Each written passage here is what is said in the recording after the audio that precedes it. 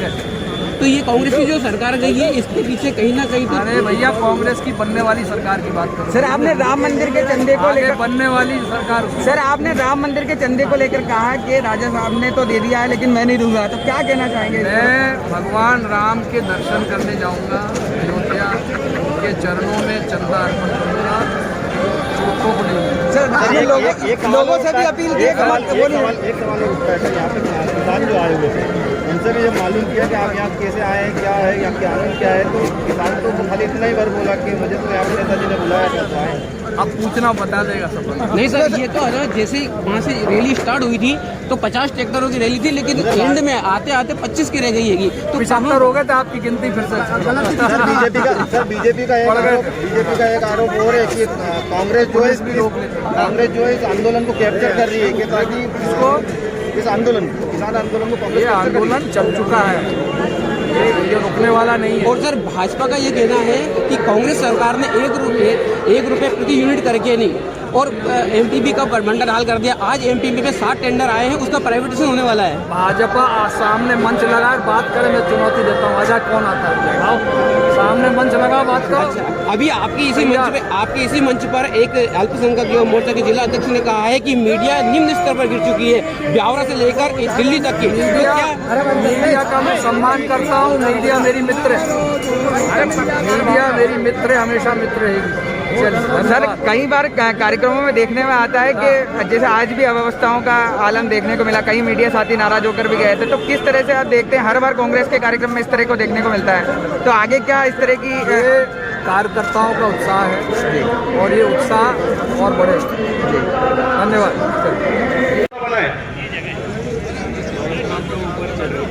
यहाँ उपस्थित हमारे डॉक्टर विश्वनाथ जी डांगी जी,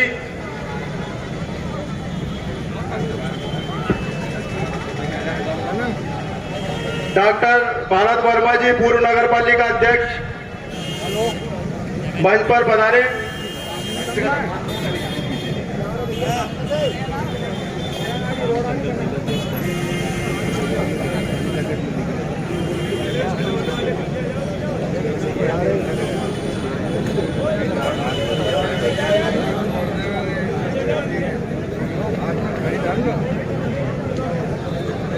सम्माननीय अतिथियों से निवेदन है कि वो महात्मा गांधी जी के चित्र पर माल्यार्पण करें एवं दीप जलाएं।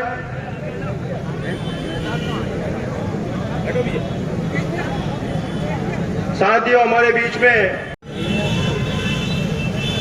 कि मंदिर का, देश का सामान बेचना शुरू किया।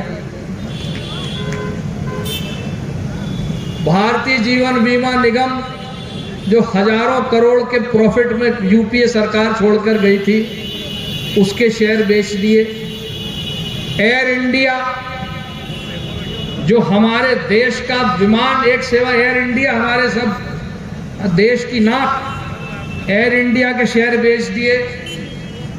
Steel authority of India limited, SAIL, हमारे 9 रत्नों में से एक संस्थान जिसको कांग्रेस ने मजबूत करके खड़ा किया था, हजारों करोड़ रुपए इकट्ठे उस कंपनी में थे, भारतीय कंपनी में, उसको बेचा। अच्छा पुजारी मिला यार हमको। हमारे तो पुजारी जी जो होते हैं पूजा करते हैं,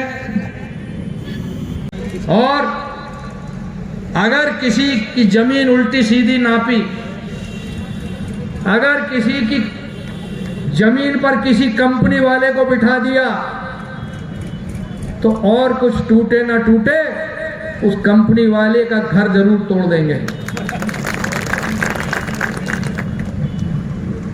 आप सबका फिर से एक बार बहुत मैं आभार व्यक्त करता हूं। आप इस बड़ी संख्या में पधारे, और वो पुलिस मेरी तरफ देख रही कि चक्का जाम होगा कि नहीं होगा। अरे भैया, तुम्हारी सरकार को जाम करेंगे, चक्का जाम हम नहीं कर रहे, चिंता मत करो, तुम्हारी सरकार जाम कर रही। अभी हमारे पुरुषोत्तम जी कह रहे हैं कि वो गुना में एक गाना सुनाया था, वो सुना दो।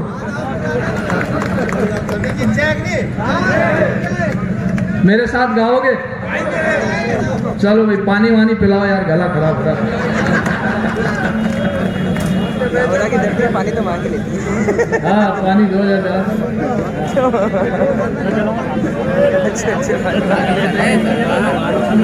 चलो धन्यवाद। चलो कोई बात नहीं। कुर्सी के खाक मिलेगी अपन को। अरे अन्नदाता को कमजोर न समझो, धूल चटा देंगे। अरे ओ मोदी जी, अरे तेरी कुर्सी हिला देंगे। समझ गए?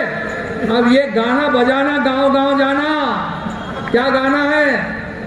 हाँ, अन्नदाता को कमजोर न समझो, धूल चटा देंगे। अरे ओ मोदी जी, तेरी कुर्सी हिला देंगे। अरे ओ मोदी जी, तेरी कुर्सी हिला देंगे। धन्यवाद। जय हिंद।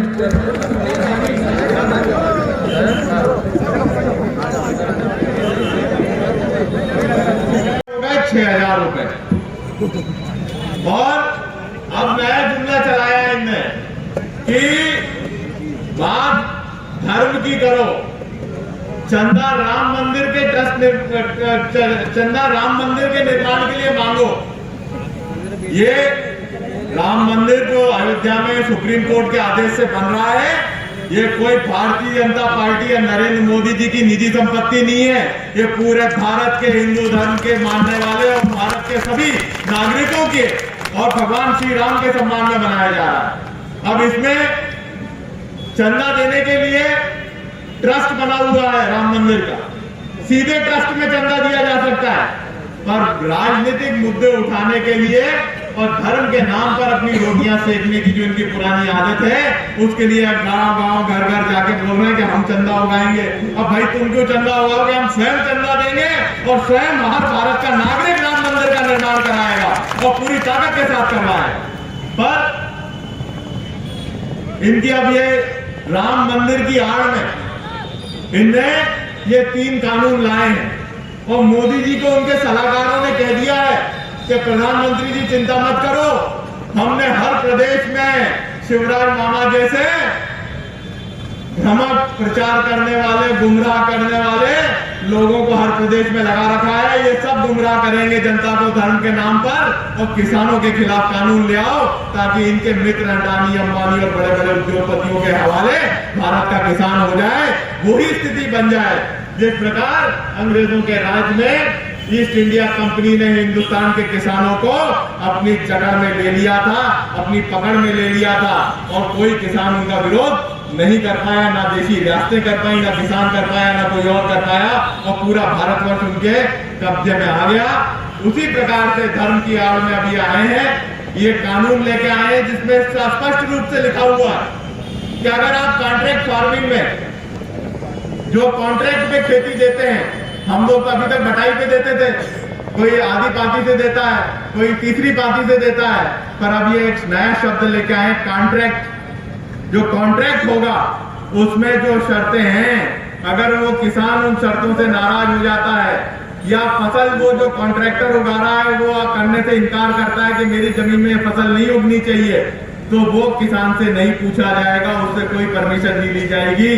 कॉन्ट्रैक्ट फार्मिंग के तहत जो विदेशी कंपनी जमीन लेगी वो अपनी मनमर्जी से फसल उगाएगी और अगर आप उस पर विरोध जताते हो तो आप कोर्ट भी नहीं जा सकते। एक तो हो गया 22 में एक ही हैप्पी न्यू ईयर, 22 में 23 में तो दिसंबर में चुनाव हो जाएगा, तो 23 का हैप्पी न्यू ईयर अपन कांग्रेस की सरकार में मनाएंगे।